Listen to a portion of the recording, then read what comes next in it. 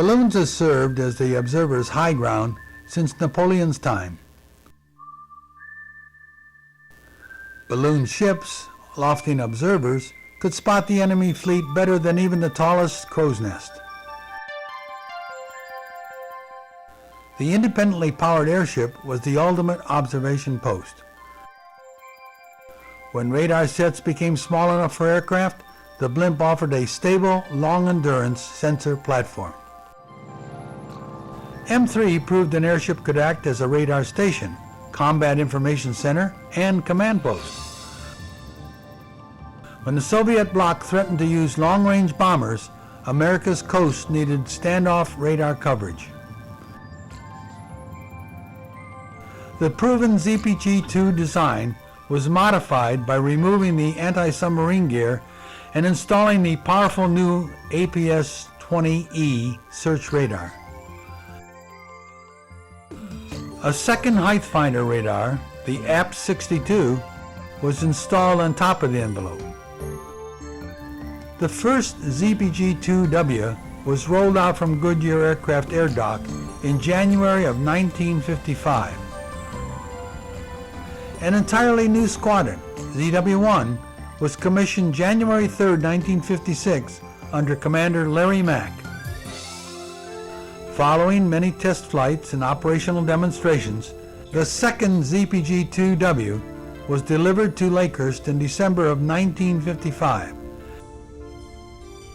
Two more ZPG-2Ws were delivered to the squadron later that year.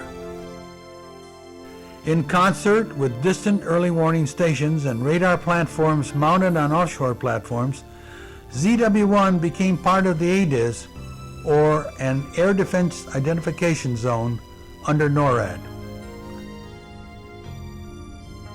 Flying typical missions of 36 hours or more, the ZPG-2Ws flew radar barrier patrols hundreds of miles out to sea.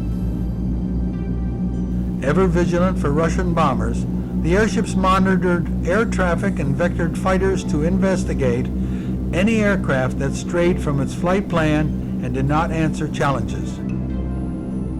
Technicians could reach the height finder radar atop the envelope by climbing a long ladder enclosed in a sleeve inside the helium envelope. A view from the top was a memorable experience. As barrier operations became routine, the bag refueling method was perfected to be independent of the fleet.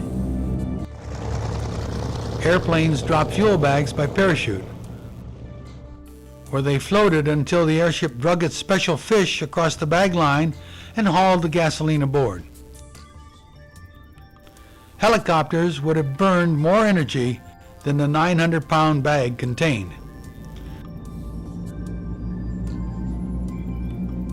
In one exercise, airshipmen were challenged to maintain a continuous radar patrol 200 miles off the coast of New Jersey for 10 days and nights during the worst weather the area had experienced in 35 years. So-called all-weather military planes and commercial aircraft were grounded. But the airships kept going and continued their patrol through fog, sub-zero temperatures, high surface winds, freezing rain, snow, sleet, and icing. Following another long routine patrol, a ZPG-2W was returning home when a violent storm and high winds made it impossible to make headway towards Lakehurst. Command pilot, Lieutenant George Allen, and his crew, low on fuel, rode the storm out to Bermuda and landed safely at Kinley Air Force Base. In another test, the airship's radar had successfully tracked a ship-launched Regulus guided missile. The most advanced radar aloft was just what the fleet needed, and exercises with Carrier Divisions 16 and 18 proved the concept. But not all officers agreed, and the airships were never encouraged to work as radar scouts for the fleet. Larger radar antennas at still higher altitudes would offer the ultimate observation technology. so the last DPG-2W airship to be built was fitted with the powerful new APS-70 radar, which removed the car's radome and featured a spinning antenna inside the helium envelope. These lessons were applied to design the ZPG-3W, the most sophisticated radar picket yet constructed. Emerging from the air dock for its first flight in July 1958, the largest pressure airship ever built displaced 1.5 million cubic feet. The most capable mooring mast since the days of the rigids, the Type 5, could anchor and power the 3W and was adjustable for the earlier ships. Its powerful APS-70 radar featured an even larger 40-foot wide antenna mounted inside the helium envelope. The proven APS-62 radar mounted atop the envelope fed separate scopes in the car for target height finding. The ZPG-3W design returned the engines to the outriggers for greater interior space and a quieter car. The second deck featured a galley and dinette where one member of the crew would double as a cook. The relief crew could get some sack time in the bunks above the flight deck. Most powerful engines ever mounted on an airship, the Wright R-1820s, could develop more than 1,500 horsepower. 3W number 242's first barrier patrol under Command Pilot Lieutenant Commander Richard Whitcomb held patrol station for almost 50 hours, 50% longer than the average 2W mission. One ZPG-3W was pressed into service to stand in for failed Washington, D.C. area ground radars. During the 40-hour mission, the airship's radar could see airplanes invisible to ground sensors. Two more ZPG-3W airships were delivered in 1959. When retirees Admiral Carl Lang and veteran designer Dr. Carl Arnstein came along to deliver ZPG-3W number 297 in April of 1960, everyone hoped it would not be the last Navy airship. But a proposed anti-submarine version of the 3W was not approved. The 3W held great promise for making operational flights with record-breaking performance. Since the airship could fly in all weather, more effort was invested in cold weather ground handling. A water cannon mounted on an old mooring mast gave way to another ice removal system mounted on one side of the Type 5 mast. Sadly, the 3W was destined for more than its share of bad luck. At Weymouth Naval Air Station, an ill wind blows no good to the world's largest blimp, the remains of which lies strewn on the tarmac after a gust of wind hurled the huge gas bag against the hangar as it was being burst. The bill for damages may run as high as $12 million, hard cash for the lighter-than-air craft. Just picking up the pieces is an enormous task. However, none of the crew was injured when the deflated bag collapsed. Good news, despite that ill wind.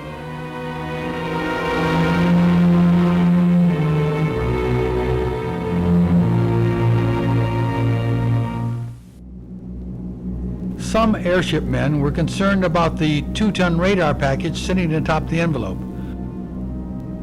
During a Lakehurst Air Show demonstration, a ZPG-3W's pressure was inadvertently allowed to drop and the envelope sagged harmlessly during one thrilling pass.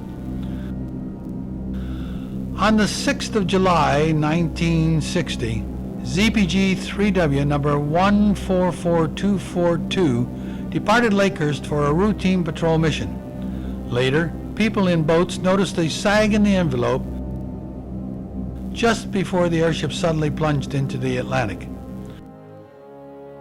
The car sank so rapidly, 18 of the 21 on board were drowned.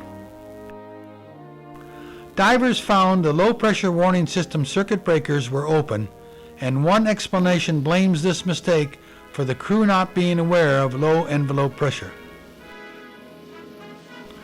Others point out the airship could not have been deliberately flown into the water, with such fatal force, and insists the cotton envelope burst in the air, causing the crash. Goodyear's envelope, the same one extensively fail-tested but put into service anyway, was carefully examined but could not be completely absolved of fault. A lawsuit filed on behalf of those killed was not resolved until November 1968. Radar picket work was equally deadly to the Air Force, which maintained radar stations on distant offshore platform structures called Texas Towers. On the 15th of January 1961, Texas Tower 4, hit by a horrific storm, collapsed in the ocean, killing 28 men. But for the Navy radar ships, the 3W crash was the last straw.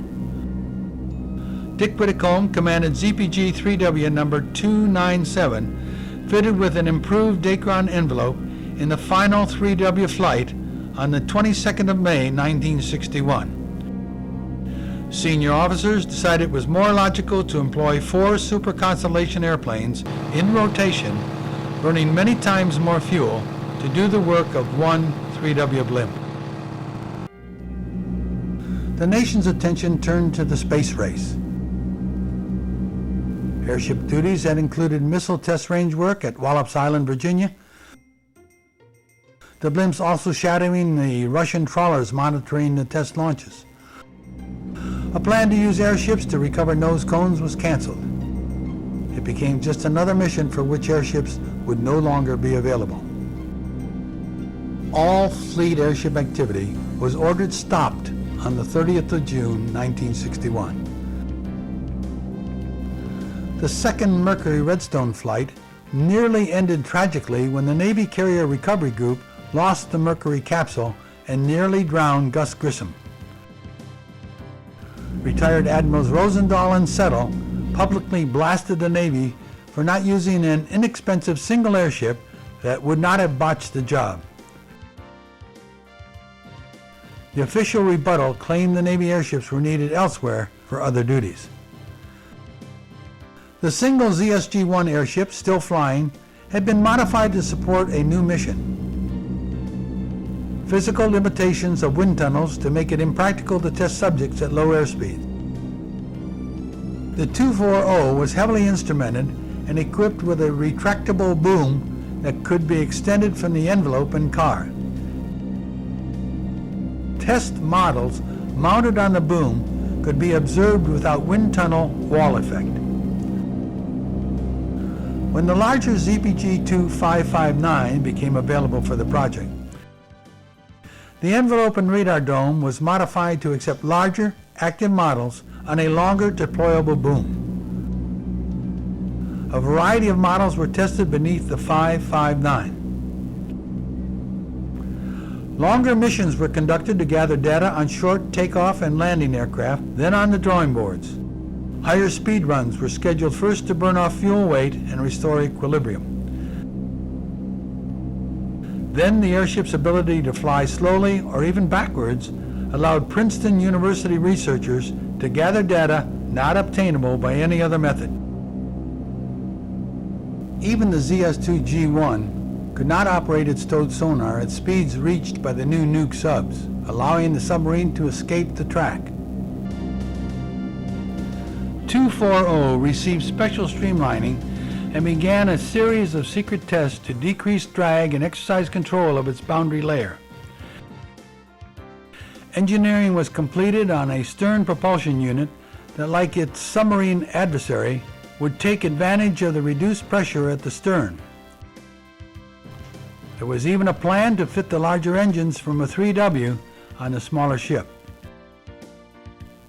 Before that, or another season of flying wind tunnel tests could be carried out, the Navy ordered all airship operations halted.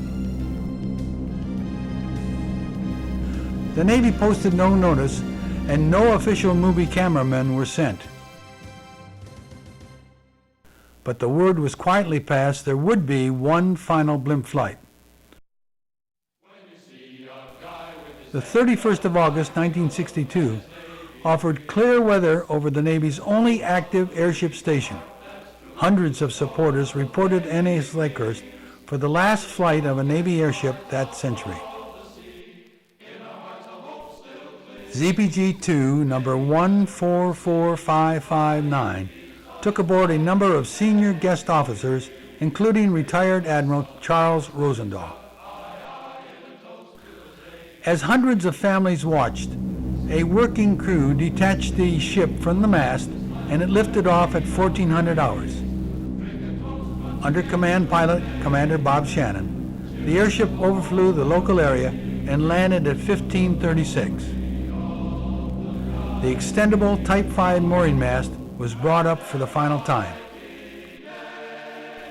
As supporters eagerly grabbed the handling lines to wrestle the airship into historic Hangar 1, some still held hope the airship program would get another extension. It never came. By October of 1962, the Cuban Missile Crisis would reveal America suddenly had no greatly persistent aircraft capability.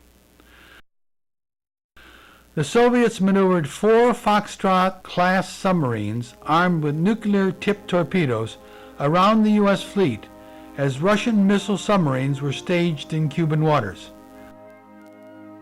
As the airships were disassembled and stored, that crisis would become just another of many in which America no longer had airships for its defense. 45 years of buoyant flight in U.S. naval service came to an end. Not with a bang, but with a whimper.